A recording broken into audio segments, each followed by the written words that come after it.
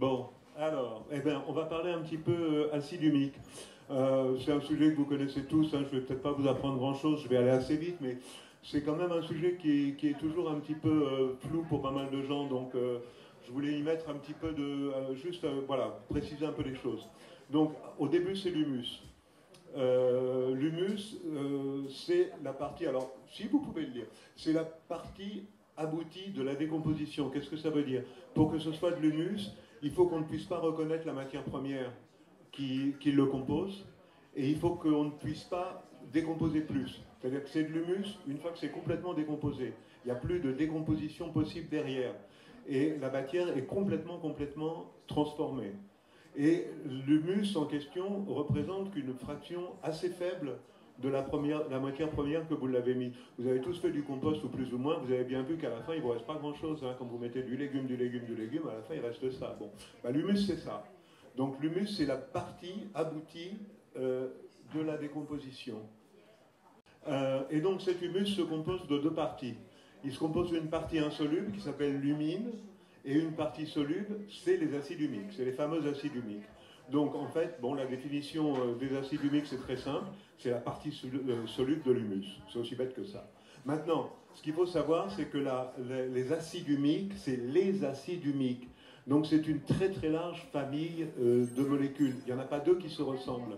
En fait, ils sont caractérisés plus par leurs actions que par réellement ce qu'ils sont.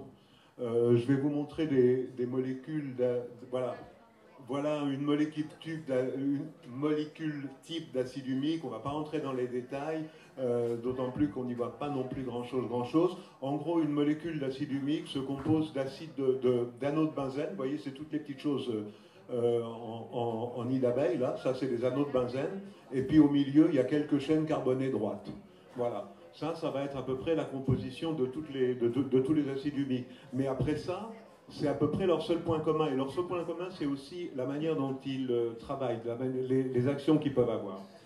Regardez sur cette image, ouais, j'espère que vous la voyez. À gauche et à droite, ce sont deux molécules entières, complètes.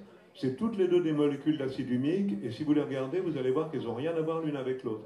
Elles ne se ressemblent pas du tout. C'était pour essayer de vous expliquer à quel point c'est une variété très large de composés. C'est pour ça aussi que d'abord en France et dans d'autres pays, c'est très difficile d'avoir une vraie analyse parce que personne n'est d'accord sur la manière de les analyser. Et c'est pour ça aussi que le taux d'acide humique dans un produit ne veut strictement rien dire. C'est-à-dire que les acides humiques ne sont pas tous égaux et de loin, il y en a qui sont beaucoup plus efficaces que d'autres. Et moi j'ai vu des acides humiques à 40% qui ne donnaient pas grand-chose. Moi je vendais un truc à 4% qui était bien meilleur. Donc voilà, c'est pour vous dire à quel point on en a testé, nous, des dizaines et des dizaines avant d'en mettre un dans notre gamme. Alors, d'où ça vient cet acide humique? N'importe quel produit carboné, n'importe quel produit organique, quand il se décompose, contient de l'acide humique. Le charbon contient de l'acide humique, il y a une variété de charbon, la lignite, qui en contient beaucoup. N'importe quel sol contient de l'acide humique. En fait, le substrat de choix pour l'extraire, c'est la léonardite. La léonardite, on peut penser à la léonardite comme un charbon qui n'a pas complété son cycle. C'est-à-dire que le processus de carbonisation a commencé, mais c'est ni assez profond, ni assez chaud, ni assez de pression pour faire complètement du charbon. Donc on obtient un truc un petit peu hybride, ça s'appelle de la lignite, et cette lignite est le substrat favori de tout le monde. Aujourd'hui, à peu près toute la lignite, tous les acides humiques qu'on utilise sont extraits de léonardite. Avec le défaut, par contre, que toutes ces solutions, c'est un défaut, mais c'est comme ça, on les extrait toujours avec une base très forte, en général de l'hydroxyde de potassium. Ça marche avec n'importe quelle base forte, hein, mais on préfère l'hydroxyde de potassium que l'hydroxyde de sodium, par exemple. Vous n'allez pas mettre du sel dans vos cultures. Donc voilà, malheureusement ou pas, tous les produits à base d'acide humique seront riches en potassium.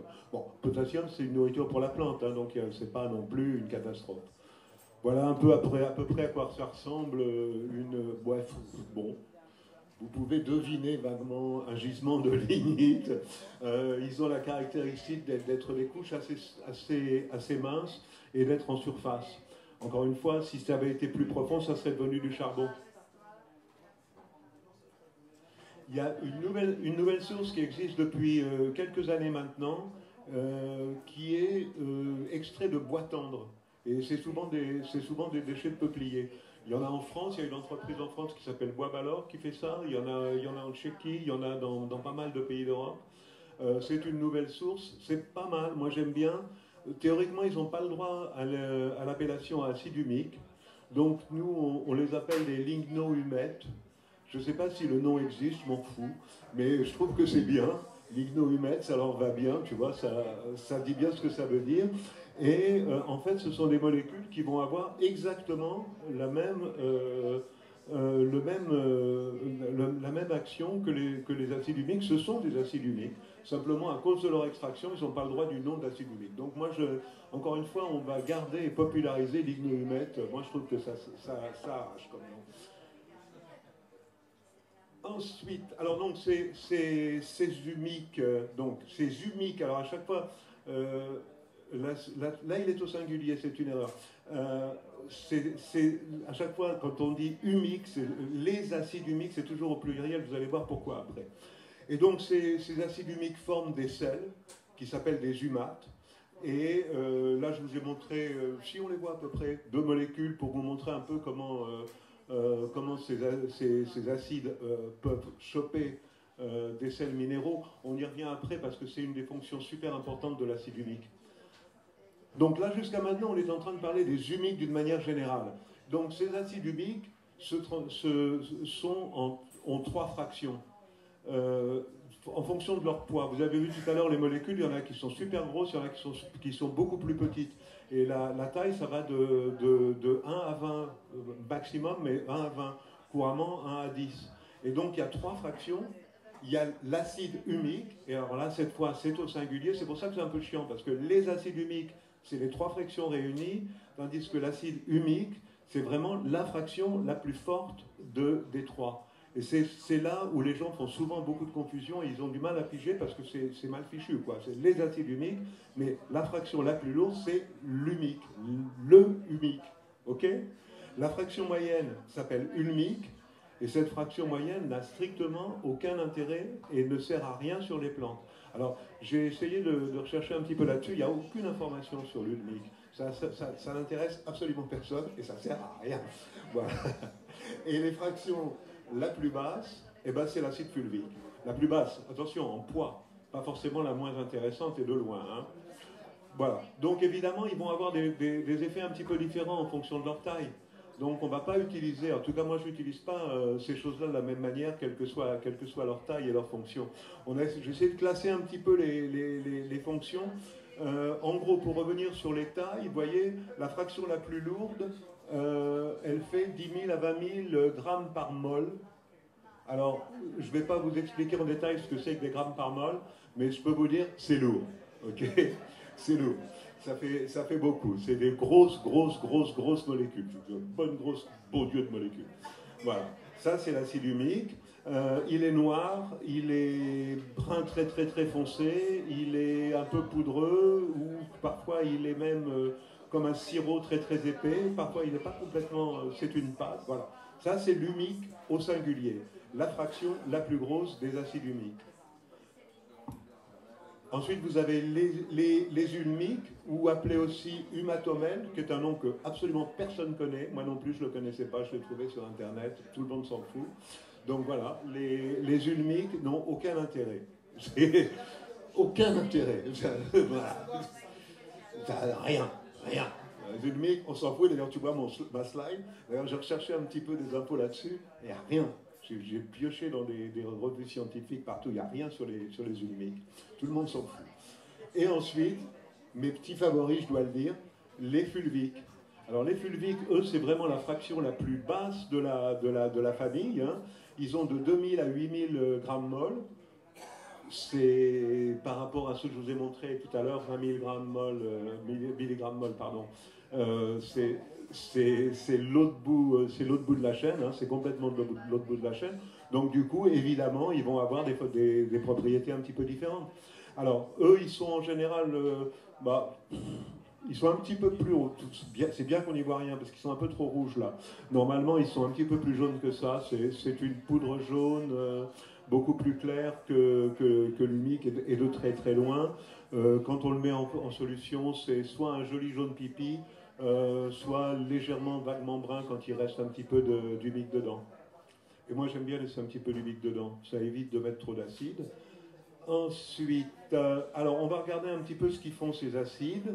On a classé ça par des actions différentes. Donc l'action physique. Et là, l'action physique, moi je dirais que ça concerne plus la fraction lourde, les humiques. Hein. Donc, vous le savez, vous l'avez déjà vu, Thomas le démontre souvent, un sol riche en humus, c'est un sol qui est souple, qui est léger, qui est aéré. C'est un paradis pour les racines. Ça conserve l'eau, c'est pénétré facilement par les racines des plantes, c'est un sol nourricier, c'est une source de nourriture énorme pour les plantes. Donc si vous voulez, l'action de l'humus dans le sol, c'est vraiment une action à plein de niveaux. Et ça, ce ne sont que les aspects physiques. On va voir après les autres aspects. Mais déjà sur l'aspect physique, c'est quelque chose qui permet, c'est ça qui vous donne un sol riche. Hein, et c'est ça qui, dans votre humus, va être la partie, les acides humiques vont être la partie qui va être active. Personnellement, je pense qu'il vaut mieux utiliser ces acides humiques, la grosse fraction, l'humique, à mettre en sol, parce que c'est quelque chose qui va être plus bénéfique dans le sol. J'ai des doutes sur le fait qu'ils peuvent être incorporés tels quels par les plantes, parce que c'est vraiment des très grosses molécules. Donc je pense qu'il vaut mieux garder leur action à des actions sur le sol et utiliser des fractions plus légères pour des fractions sur la plante. En gros, pour vraiment simplifier, l'acide humique, le humique, est à mon avis plus actif sur le sol, bien qu'il ait une action sur les plantes, et l'acide fulvique est plus utile sur la plante, bien qu'il ait des actions sur le sol. Là, ils sont super complémentaires tous les deux, mais on va dire, et c'est vraiment schématique, mais on va dire humique, sol, fulvique, plante, en gros. Mais c'est pas que ça, hein, je schématise. Alors l'action chimique, son action la plus intéressante, c'est l'action chélatante. C'est ce que je vous ai montré tout à l'heure avec les sels. Vous savez certainement tous ce que c'est qu'un chélate parce qu'on l'utilise tous dans nos solutions. Hein. Un chélate, c'est une molécule, c'est une grosse molécule. Ça, c'est des petits chélates, je crois que c'est des EDTA, mais il y en a qui sont encore beaucoup plus grosses que ça. C'est des très grosses molécules fabriquées par l'homme et bizarrement, ils sont autorisés en agriculture biologique parce qu'on n'a pas trouvé mieux. Donc nos régulateurs d'agriculture bio qui sont tellement chiants, bah, ils ont quand même réussi à accepter la molécule la plus grosse fabriquée par l'homme en agriculture biologique. C'est un petit peu un paradoxe qui m'amuse toujours bien. Voilà. Donc l'effet d'un chélate, c'est tout bêtement de séquestrer. Sans chélate, quand vous mettez quelque chose dans le sol, eh ben, il va être lessivé par l'eau tout de suite. Donc l'effet chélatant, c'est ce que vous voyez exactement, c'est comme une pince chélate, ça veut dire pince en grec. Et l'effet chélatant, c'est l'effet de garder les matières actives, les ions dissous, les métaux, les ions métalliques, parce qu'on n'y pense jamais, mais nous on parle toujours de sels minéraux, mais la plupart des nourritures de plantes sont des métaux en fait. Ce sont des sels minéraux, mais la plupart sont des métaux. Le cuivre, le fer, le zinc et bien d'autres sont des métaux. Hein, donc le chélate va faire ça. D'ailleurs, si vous pouvez voir la molécule, vous voyez, ça paraît presque évident, l'endroit où la molécule, où l'ion métallique va se faire piéger. Le mécanisme, alors on ne va pas détailler le mécanisme des chélates, quand est-ce qu'ils prennent, quand est-ce qu'ils relâchent, mais en gros, il y a deux facteurs, et un des facteurs c'est le pH, et le deuxième facteur c'est la concentration de l'élément dans le milieu. Bon, on reste au ras des pâquerettes, mais voilà, grosso modo ça marche comme ça. On pourrait détailler, c'est un sujet entier, je ferai un sujet sur les chélates. Oui, donc du coup, en même temps, dans les actions chimiques, il y a une augmentation de la perméabilité cellulaire. Donc ça améliore ça améliore la pénétration des ions, donc ça améliore en fait, ça facilite à la plante de se nourrir, et de plus, la fraction la plus petite, c'est-à-dire les fulviques, peuvent s'utiliser aussi en foliaire. Donc ils ont aussi une action directement en foliaire. Encore une fois, je ne pense pas que les humiques, la partie la plus épaisse, puissent faire ça, mais en tout cas avec des fulviques, on a de très bons résultats aussi en foliaire. Ils ont une action biologique. Ils stimulent la germination. Moi, je fais toujours tremper mes graines, mais pas forcément des graines faciles comme les graines de chanvre qui démarrent comme du chien-dent, mais dès que vous êtes un peu sur des graines un peu difficiles, c'est super intéressant de les traiter d'abord dans de l'acide fulvique, de les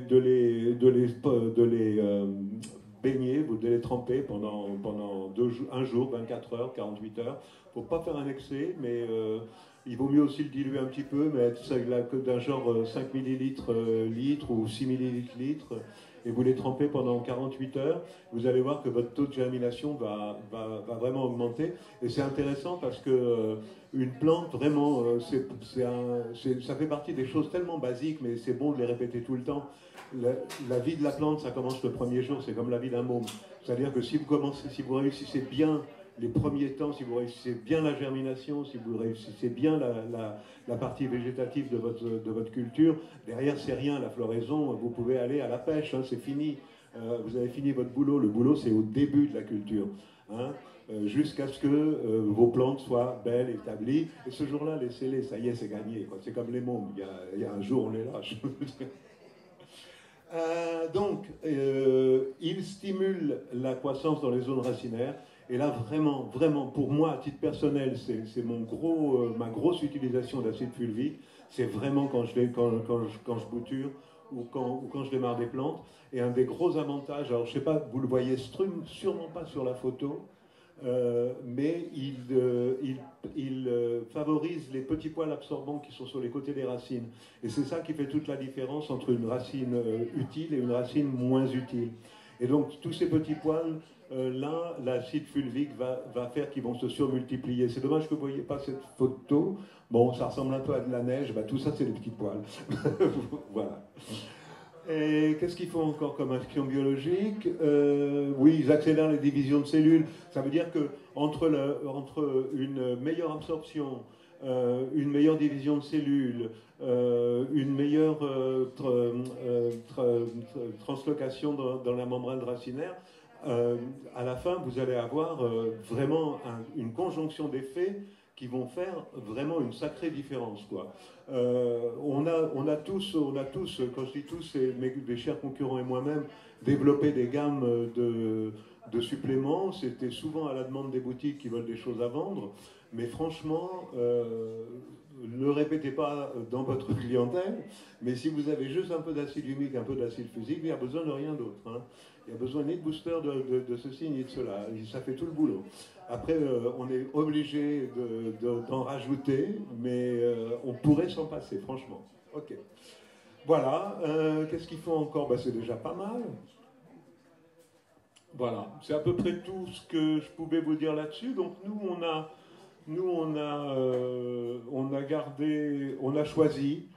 choisi un fulvique au milieu de dizaines qu'on a testé. On a changé. Pendant très longtemps, on avait trouvé un fulvique qui nous venait des États-Unis et on l'importait parce qu'on n'avait pas trouvé mieux.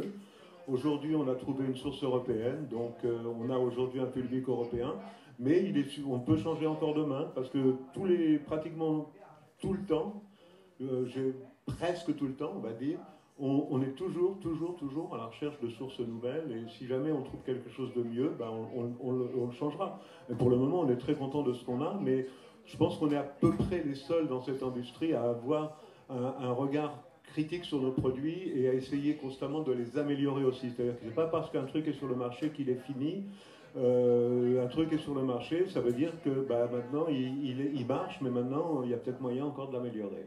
Donc voilà, ça c'est notre fulvique d'aujourd'hui, moi j'en suis très content. Et notre humique, en fait, c'est un lignohumètre. Parce que justement, on avait trouvé que ces lignohumètres, c'est intéressant, c'est une source différente, ça a les mêmes actions, mais c'est bien de se sortir un petit peu, enfin d'innover un petit peu et d'avoir des choses un tout petit peu différentes. Donc notre humic est un ligno-humide avec 7% de potassium. Et ça, on ne peut pas l'éviter. Donc moi, je le conseille plutôt en terre parce que du potassium, il y en a toujours besoin. Voilà. Je pense que c'est à peu près tout ce que je vais vous dire là-dessus. Si quelqu'un a des questions là-dessus?